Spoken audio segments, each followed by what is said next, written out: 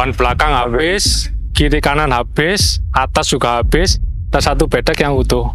Dan ternyata dibuka, bener-bener kami ya langsung sujud syukur sih. Di pasar besar itu ada satu titik, bener-bener api itu nggak bisa dimatiin. Di pasar sudah malam, udah kondisi capek, itu seperti kayak udah orang anak lari-lari, anak kecil itu dicari nggak ada. Bikin saya sangat menguras emosi karena satu hari dan itu waktunya nggak berserang lama, itu kebakaran 7 tempat. 7 tempat itu dalam satu waktu.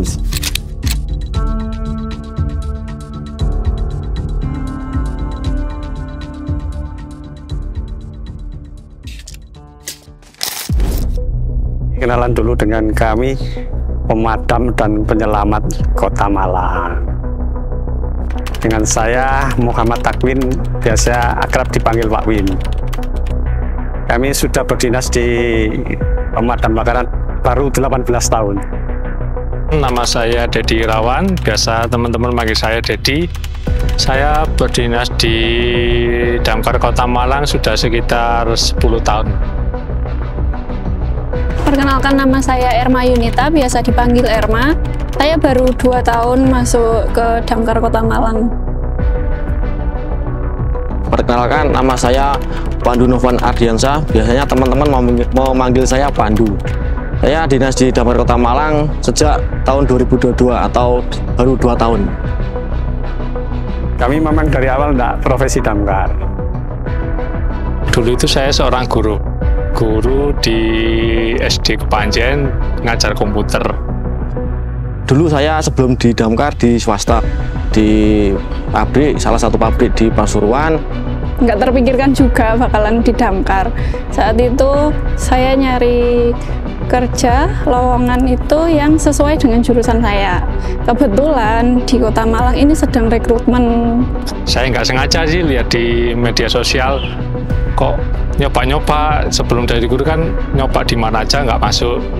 Nah, saya coba sesuai untuk ijazah saya, akhirnya alhamdulillah bisa masuk sampai saat ini. Ini itu mau tidak mau profesi ini kita tekuni sebagai pengabdian kami sebagai pegawai mengabdi pada masyarakat. Lama-lama ini menjadi kecanduan. Ini menjadi profesi yang sangat membanggakan dan kami. Dan ini profesi yang harus kami tekuni. Kami berdiri 1920. Dulu kami ini disebut di Belanda itu bahasa Belandanya brandweer. Kawasan kami terkenal karena lidah Jawa tidak bisa brandweer. Akhirnya dijulukinya tempat kami Blangweer. Blangweer itu tempat kami, mau pergi kemana Blangweer. Kalau ada masyarakat bilang Blangweer berarti kami pemadam kebakaran. Dan lokasi strategis, kita di tengah kota. Kita membawai 5 kecamatan. Dan tempat kita di tengah. Dan sampai hari ini, Mako Damkar kita ini masih representatif bisa menjangkau 5 kecamatan yang menjadi wilayah kerja kami. Dulu kita punya asramanya khusus perwira yang di sebelah sana itu. Ada asrama khusus dandu, ada asrama untuk pasukan. Dan ini satu-satunya yang dibikin Belanda plus asrama dan keseluruhan jadi satu di Indonesia. Cuma kita Kota Malang. Aset kami semuanya tinggalan Belanda ini. Oke, sampai hari ini kita bisa merawat dengan baik. Mulai ini terus garasi, kantor, asrama pasukan sama perwira itu udah mulai tahun 1920. Jadi bangunan-bangunan ini sudah masuk cagar budaya. Jadi tidak boleh dihilangkan. Kami UPT Pemadam Kebakaran dan Penyelam Kota Malang, kami punya mobil 9 unit. Ada berapa unit mobil yang khusus damkar. Ada berapa unit lagi mobil suple namanya. Jadi waktu kebakaran ya bawa air menyuple yang di depan.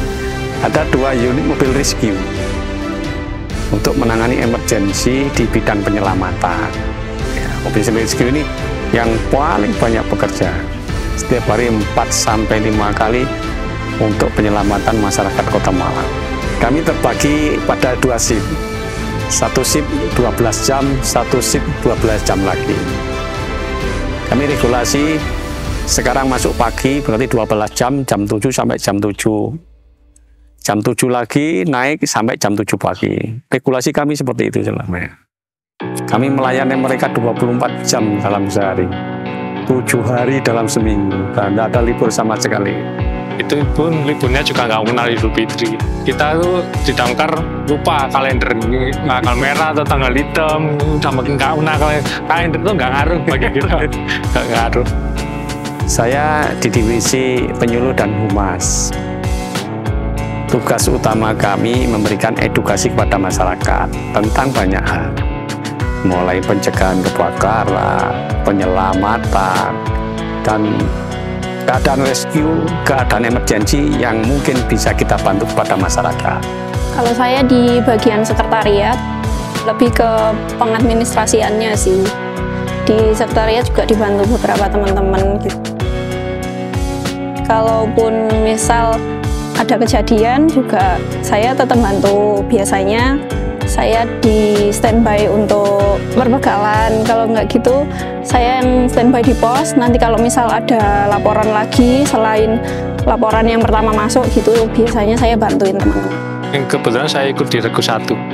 Kalau saya di Regu 3, untuk jobdesk saya di Regu 3 itu sebagai driver.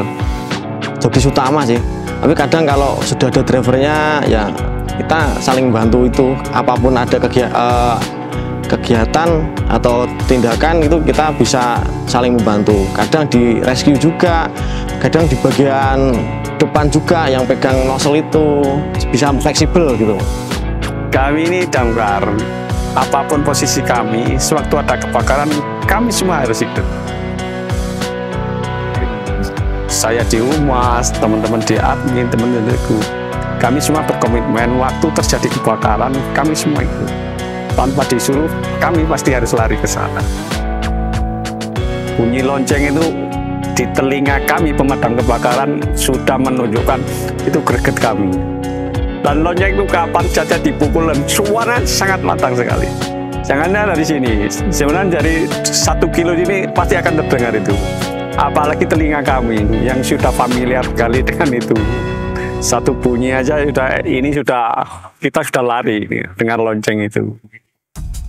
Pernah saya dulu kebakaran itu masih mandi terus masih campuan, jadi sih masih berbusa di atas itu. Dengar lonceng, bila cuma penting busanya hilang, padahal masih basah, lari cuma pakai celana pendek, bawa jaket, naik ke atas mobil. Jadi kami saya dulu sama teman-teman pakai jaket itu di atas mobil.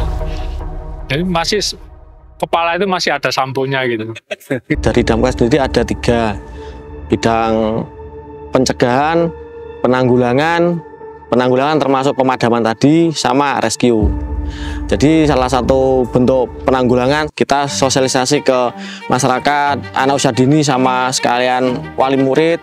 Habis itu kita melakukan sosialisasi kepada kelurahan-kelurahan, itu yang pencegahan. Kalau penanggulangan seperti tadi kebakaran, penanggulangan sama artinya dengan kita pemadaman kebakaran. Jadi setiap ada permintaan atau laporan kebakaran, kita melakukan giat pemadaman tadi. Untuk rescue ada kayak rescue manusia dari ketinggian, terus sekarang yang banyak itu terkait hewan-hewan liar, hewan yang membahayakan, terus kadang-kadang hal-hal yang di luar nalar juga ada, seperti kayak cincin yang di tempat yang tidak semestinya, itu kan banyak sekarang itu. Jadi ada 3, penyelamatan, pencegahan, sama penanggulangan. Setiap hari ada edukasi kepada masyarakat, mulai dari anak TK, sekolah SD, SMP, SMA, mahasiswa, supaya apa? Resiko kebakaran tidak terjadi pada mereka. Ini yang paling penting kita lakukan. Di lokasi kebakaran, kita tidak bisa bekerja orang per orang. Di sana ada namanya komandan regu yang nanti mengatur strategi caranya memadamkan kebakaran secepat mungkin, seefektif mungkin, dan seselamat mungkin. Di atas danru ada namanya kepala operasional. Nanti ada lagi namanya analis yang bisa menganalisis apa yang bisa terjadi di situ. Ada lagi divisi perbekalan. Nanti mungkin kita di sana kurang ini, kurang alat ini, kurang apa. Tim perbekalan nanti mensuplai semuanya. Jadi tim kami sudah bekerja tanpa dikomando, bisa tahu apa yang harus dikerjakan. Makanya kami tim pemadam kebakaran. Kita bukan superhero, tapi super tim yang bisa bekerja bersama-sama. Jadi sebelum kita berangkat sudah ada plotting-plottingnya, ada yang bagian driver. Jadi driver itu nanti tugasnya kita pertama menyiapkan kondisi air, supply air sampai di titik api. Habis itu ada tim nozzleman. Jadi itu yang tugasnya nanti yang bagian ke depan, yang pegang nozzle. Sampai dulu kasih dek, ada tim asesmen. Itu asesmen awal kita mengira-ngira berkoordinasi dengan warga atau relawan yang sudah ada di situ. Ini jalur akses terdekat, tercepat dan teraman lewat sini. Nah, baru yang tadi yang nozzleman itu mengikuti berkoordinasi lewat biasanya by HT lewat bagian sini. Terus kita bisa membawa nozzle sama selang dijemurkan. Habis itu saat pemadaman kita komunikasi by HT. Jadi kondisi airnya itu mungkin kurang banter, tekarannya kurang besar atau kekecilan atau kebesaran, itu bisa langsung komunikasi dari tim nozzleman sama tim driver yang ada di unit tadi berkoordinasi. Terus apabila ada titik api yang lebih jauh, nanti koordinasi tim nozzleman berkoordinasi dengan tim yang ada di unit. Butuh tambahan selang dari tim yang di unit ke depan membawa selang. Terus misalkan butuh alat garpu dari tim yang di unit atau relawan membantu mengambilkan alat tersebut. Nah, itu biasanya saat di lokasi seperti itu. Di masyarakat itu ketika kita datang itu ada yang beranggapan telat. Oh, damkar itu telat, telat ya bukan pemadam, karena kan kebakaran dulu baru telepon kan. Nah, itu yaitu yang pertama. Yang kedua itu ketika misalnya ada kebakaran di perumahan padat penduduk, jangan beranggapan kami itu tidak mau memadamkan api yang ada di rumah tersebut. Tapi anggapan masyarakat itu, mas, itu loh yang terbakar, kok nggak disemprot dulu. Nah, padahal kami prinsipnya damkar adalah meminimalisir kerugian yang ada di kampung tersebut. Jadi kita datang, yang kita semprot itu kiri kanannya agar tidak terbakar. Kalau personilnya kita banyak, ada misalnya ada 3 nozzleman biasanya. Kita mecah 2-3, yang satu memadamkan kanan, api, yang satu kanan, yang satu kiri, itu khusus untuk padat penduduk.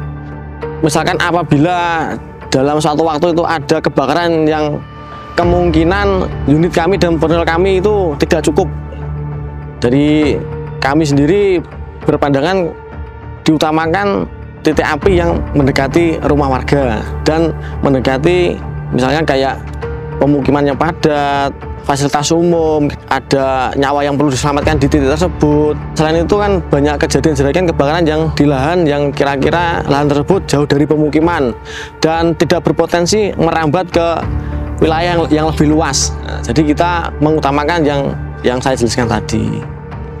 Yang paling menarik, mungkin lebih berkesan ya, itu pas pertama kali tahu kejadian kebakaran itu kayak petugas-petugas yang lainnya tuh langsung sigap gitu, langsung lari semua nyari APD, langsung ke unit gitu, kayak sampai saya speechless gitu loh, kok wah kayak gini ya gitu. Terus akhirnya kan beberapa kali juga pernah nyoba ikut. Terus yang paling besar itu kebakaran Malang Plaza kemarin sih, itu kejadiannya kan tengah malam. Nah, posisi kan saya emang nggak ikut regu, jadi saya waktu itu pas di kosan, pas lihat HP kok rame banget. Akhirnya saya 3:30 itu nyusul ke lokasi. Saat itu kan ada unit kami yang kena imbasnya gitu kan. Terus ya ampun, aku pengen nangis. Ya ampun, ini keadaan teman-temanku kayak gimana, kayak gitu sih. Kalau pengalaman saya itu hampir sama Irma, karena kami satu angkatan dan waktu kami di sana cuma baru 2 tahun. Nah, tapi ada kejadian lain yang bikin saya sangat menguras emosi karena 1 hari dan itu waktunya nggak berserang lama, itu kebakaran 7 tempat. 7 tempat itu dalam 1 waktu. Cerita awal itu ada laporan kebakaran, kita beriring-iringan. Saat di perjalanan sampai di Galunggung ada telepon lagi. Kebakaran di daerah di daerah Dungkandang. Jadi saat sampai Galunggung itu kita langsung menyebar. 1 unit di bagian titik 1, untuk unit lainnya di titik 2. Habis itu belum selesai pemadaman di 2 titik tadi, ada laporan lagi. Gadang. Yang jadi kita pada intinya menyebar 1 titik itu 1 unit dengan personil pendukungnya. Nah itu. Terus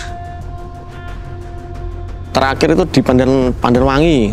Nah, jadi setelah sampai di titik ini selesai pindah, titik ini selesai pindah, titik ini selesai langsung pindah terus itu. Jadi waktunya itu kayaknya sebelum duhur sampai ngasar itu, saya ingatnya itu seperti itu. Jadi memang benar-benar terkuras dari tenaga, terus fisik juga sangat terkuras ketika itu. Mungkin yang paling berkesan itu ke tahun 2016, saya masuk itu 2015 itu kebakaran pasar besar. Terjadi kebakaran pada waktu mau bulan puasa. Semua pedagang ngetok barang sedemikian besar. Karena yang banyak itu di pakaian.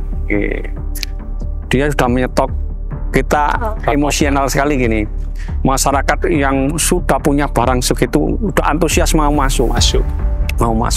Semua mau masuk, kita selamatkan barangku, selamatkan tokoku, selamatkan gitu. Sementara kita tidak perbolehkan karena lokasi kebakaran lokasi khusus, tidak semua bisa masuk.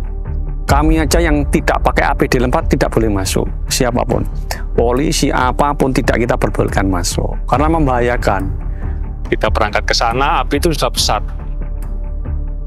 Nggak berhenti sih, mulai jam 3 sampai jam 12 jam itu nggak istirahat sama sekali. Jadi kita full bener-bener di kebakaran pasar besar. Kita juga minta bantuan ke damkar kabupaten sama damkar Batu untuk suplai airnya. Di hari kedua kami melakukan pemadaman itu ada 1 bedak itu utuh.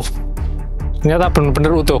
Kiri kanannya habis semua, depan belakang habis, kiri kanan habis, atas juga habis, ada 1 bedak yang utuh.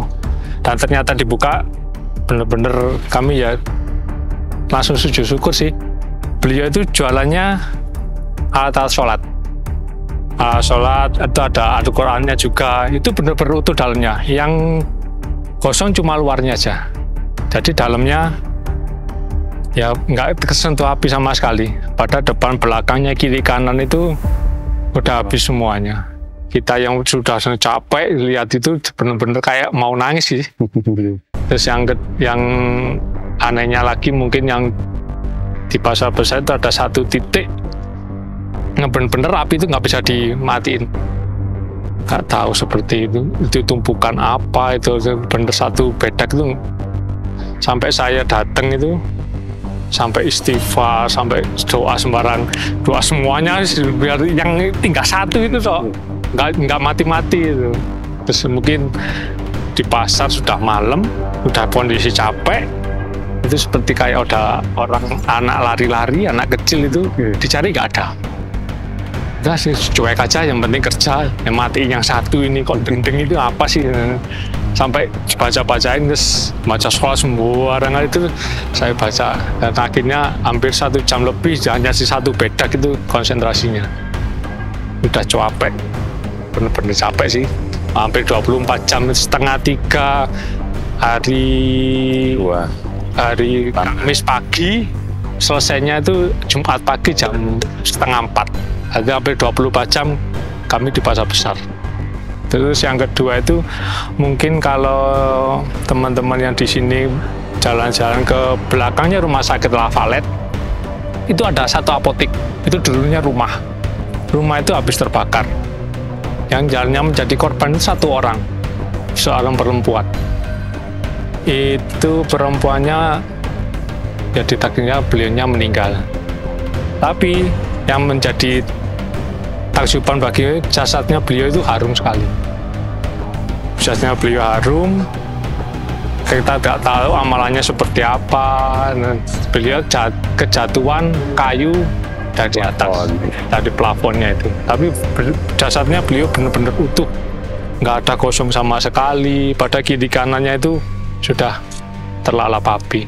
Itu kami sempat terharu, apa sih amalan beliau ini? Sampai sekarang, beliaunya sekarang orang tuanya shock, udah pindah keluar kota. Jadi kami mau tanya amalannya beliau itu nggak bisa ditanya lagi. Beliau sudah pindah. Mungkin di belakang Al-Fatihah, belakang itu ada apotik, itu dulunya rumah terbakar.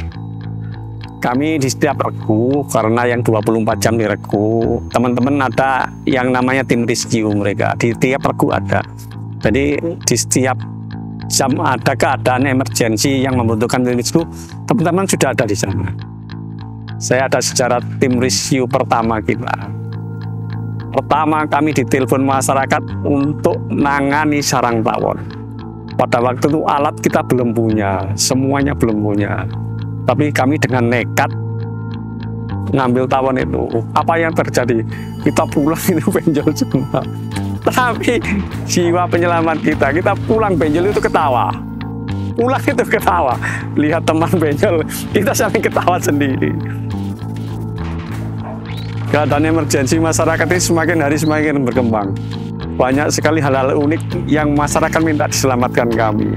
Jangankan manusia. Di hari-hari korban tahun kemarin, ada sapi masuk sumur. Mau disembelih itu dia lari. Nelpon kami suruh ngambil itu. Sampai terambil lah. Sama panitia korban itu disuruh ngawal sampai hewan itu tersembelih. Gitu. Banyak sekali hal-hal unik. Ya, banyak sekali itu. Oh ya, itu apa?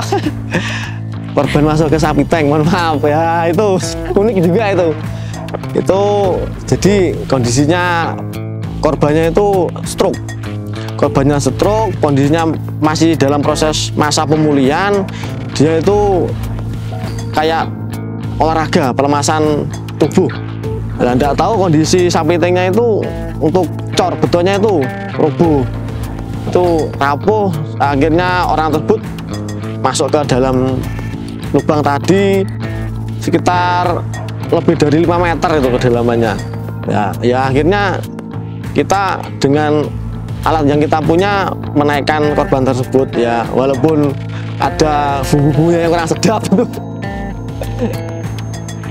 Suatu ketika teman-teman ditelepon, ada seorang yang berbadan besar sekali, sekitar 150. Dia gerak aja sulit. Ya, dia sampai di rumahnya itu, rumahnya tingkat 2. Diberikan lift khusus oleh keluarganya untuk dia naik turun. Ada suatu hari liftnya itu putus. Dia ada di depan lift. Kita harus mengevakuasi dia, kedua kakinya patah. Iya. Kita harus membawa dia. Dengan sempit seperti itu, berat badan yang sembilingan itu, kita kesulitan untuk mengangkat dia, kesulitan. Sampai bisa terangkat, kita bawa tandu itu tidak cukup. Akhirnya ada alternatif, dibelikan triplek yang tebal itu. Itu dinaikkan triplek baru. Setelah bisa kita keluarkan, dibawa mobil ambulans tidak cukup.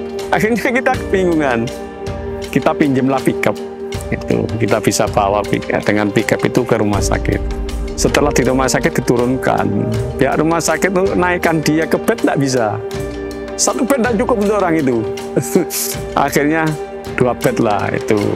2 minggu kemudian dia bisa sembuh. Rumah sakit memulangkan dia sampai rumah tidak mampu. Kita lah dipanggil untuk memulangkan dia sampai, ya itu menarik sekali. Kita ada sebuah hadis. Orang yang paling baik itu yang paling berguna untuk orang lain. Berdasarkan hadis itu, saya mungkin teman-teman yang lain yang seakidah dengan kami, itu dasar kami juga, salah satu dasar kami bekerja di sana. Kami yakin apa yang berguna menolong orang lain, pasti Allah akan memberikan kita lebih dari yang kita tolong. Poin utama di kerja di pemadam kebakaran itu memang harus ikhlas. Kalau kita nggak ikhlas, kita nggak bisa maksimal ngasih yang terbaik untuk masyarakat pelayanannya. Kalau nggak ikhlas itu, mungkin saya sudah kaya sih. Di Malang Plaza itu kita datang, HP itu berserakan. Bener-bener berserakan. Satu toko itu, kita kan selain damkar kan nggak boleh masuk. Kalau saya mau kaya sih, bisa aja tuh saya ambil HP itu, saya taruh saku, sudah selesai, saya keluar, ambil, selesai. Tapi ya itu semua kita harus ikhlas nolong, semua rezeki itu ada yang ngatur. Kalau kita dapatnya halal, insya Allah nanti rezekinya tambah banyak sih. Setiap kita melakukan pekerjaan atau kita membantu orang, di situ juga saya bisa mengelatih skill saya. Di latihan seperti ini, terus di lokasi kejadian seperti ini. Jadi salah satunya kita bisa melatih, kita bisa menyalurkan hobi, kita bisa menemukan hal-hal yang baru di situ. Yang terutama poinnya menolong orang lain. Masalah rezeki sudah ada yang ngatur. Yang pertama, jiwa untuk menolong orang lain. Jiwa berangkat dari niat untuk menolong orang lain. Itu yang menggerakkan kita bisa bekerja seperti itu. Kalau nggak ada niat, asal-asalan, pekerjaan kita tidak akan maksimal di sana. Niat membantu orang lain datang dari kita sendiri. Dan kita sudah dididik, punya niat yang bagus, punya keterampilan. Itu yang membuat bekal kami bisa bekerja di Pemadam Kebakaran Kota Malang. Prinsip yang kami pegang, ojo rumoso bisa, tapi bisa sing rumangsani. Jadi kita saat di TKP itu jangan salah berhitungan. Jadi jangan takabur. Ya. Yang pertama itu, yang kedua, setiap kita melaksanakan pemadaman, jangan sampai sendirian. Minimal ada teman satu yang nanti apabila terjadi sesuatu, kita bisa saling membantu. Dan jangan lupa setiap tindakan yang kita lakukan saling berkoordinasi dengan tim yang saat itu bertugas dan saat itu ada di lokasi. Jadi kalau di pemadam kebakaran itu kita ada pendidikan dan pelatihan diklatnya itu kalau kami minimal itu pemadam 1. Jadi alhamdulillahnya kami semua udah punya sertifikat itu. Jadi ya meskipun kami perempuan, tapi kalau memang saat itu dibutuhkan ya kami bisa. Jadi ya harus siap bantuin temen-temen kalau sewaktu-waktu kejadian yang, apalagi kejadian besar, kalau yang kayak kejadian yang nggak terlalu besar, nggak sampai 1 jam gitu kan, ya di Mako aja cukup gitu. Sukanya banyak sekali. Bisa menolong orang lain itu kami sangat suka sekali. Kayak kebanggaan tersendiri lah, karena damkar itu memang bukan orang biasa aja yang bisa masuk, yang memang orang-orang yang terpilih untuk membantu orang lain itu benar-benar spesial. Selain karena kita bisa menolong orang, terus kita merasa wah ini sebuah pencapaian gitu. Terus juga kita dapat keterampilan baru gitu kan. Sebelumnya saya kan nggak tahu kayak tali temali, terus gimana sih cara nyambung selang itu yang bener kayak gimana, kayak gitu sih. Jadi dapat pengalaman baru, terus ilmu baru, teman-teman juga makin banyak. Kalau suka, ketika setiap kegiatan yang kita kerjakan itu sukses, itu sangat suka sekali. Terus yang kedua, misalkan saat kita selesai pemadaman, saat kita kembali balik kanan ke Mako, ada anak-anak kecil masyarakat, terima kasih Pak, halo terima kasih. Nah itu paling saya senang itu, waduh, artinya ayem. Sekesal apapun fisik, kalau misalkan terima kasih Pak Damkar terima kasih, Pak Damkar I love you, lah saya sangat senang sekali gitu ya itu. Itu yang membuat saya sangat suka ketika itu. Banyak suka, ada dukanya juga. Untuk kami dan keluarga, misalnya di hari-hari spesial keluarga, hari raya, kita harus bekerja di sini. Hari-hari spesial kita tetap bekerja di sini. Kita waktunya kumpul keluarga, anjang sana sini, kita anjang sana ke kantor. Tapi ya itu semua kami lakukan untuk masyarakat Kota Malang. Untuk yang duka, ketika saat kegiatan atau ketika saat kita bertugas itu ada personel atau unit atau alat yang rusak, atau yang misalkan personel ada yang terluka, itu titik duka saya seperti itu di saat misalkan saat kayak kejadian kebakaran di Malang Plaza, Yunia sampai kebakar itu ya sedih juga. Terus misalkan di teman-teman personil ketika ada yang terluka, terus ada yang masuk rumah sakit ya, ada sampai beberapa malam, itu titik terduga saya seperti itu. Yang pertama, bijaklah dalam menggunakan perlengkapan yang bisa menimbulkan api. Ketika ditinggal lama, misalkan perangkatnya itu ditinggal berpergian lama, itu setidaknya komponen tersebut dilepas.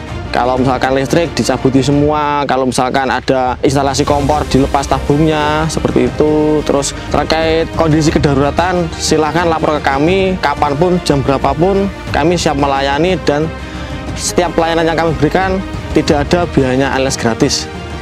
Saat pemadaman, apabila tim kami datang, apabila titik kejadian tersebut, kejadian yang terbakar itu di lorong sempit, kami harap dari masyarakat sekitar tidak parkir di pinggir jalan, tidak parkir di jalan yang bisa menghalangi unit dari pemadam menuju ke titik api. Terus apabila tim kami melaksanakan pemadaman, itu kami pasti sudah tahu, mempunyai SOP, dan kami pasti akan semaksimal mungkin dan seefisien mungkin. Jadi harapan kami pada masyarakat Kota Malang, jangan saat terjadi atau saat tim damkar melaksanakan pemadaman itu malah mengganggu kami, seperti itu. Harapan untuk masyarakat, kami berharap tidak ada kebakaran di masyarakat. Ini saja. Tip-tipnya banyak sekali. Untuk tips-tipsnya bisa kok cari di Instagramnya Damkar, media sosialnya Damkar, itu kami rutin kok ngasih kayak tips-tips gitu, tapi ya nggak langsung, paling bertahap. Misalnya kemarin itu teman-teman baru ngepost soal ular, soalnya sering banget laporan ular masuk ke rumah itu. Kalau masyarakat mau tips semuanya, silakan datang kami. Kami akan mengedukasi masyarakat, kapanpun masyarakat memerlukan kami siap mengedukasi. Masyarakat boleh datang ke kami, boleh mengundang kami. Supaya harapan kami tidak terjadi emergensi maupun kebakaran kepada masyarakat Kota Malang. Kalau dari saya, mungkin untuk teman-teman, yaitu yang utama jaga kesehatan, apalagi musimnya sekarang pancaroba seperti ini, kadang hujan panas banyak. Ya beberapa teman ada yang sakit juga kayak gitu. Jaga kondisi fisik, saling koordinasi, terus latih skillnya, terus jangan patah semangatnya, semangat terus ya. Harapan untuk teman-teman nih, bekerjalah dengan ikhlas, dengan niatan yang benar-benar baik. Rezeki akan datang dari Allah, dan semoga Damkar ke depan bisa lebih maju dari segi apapun.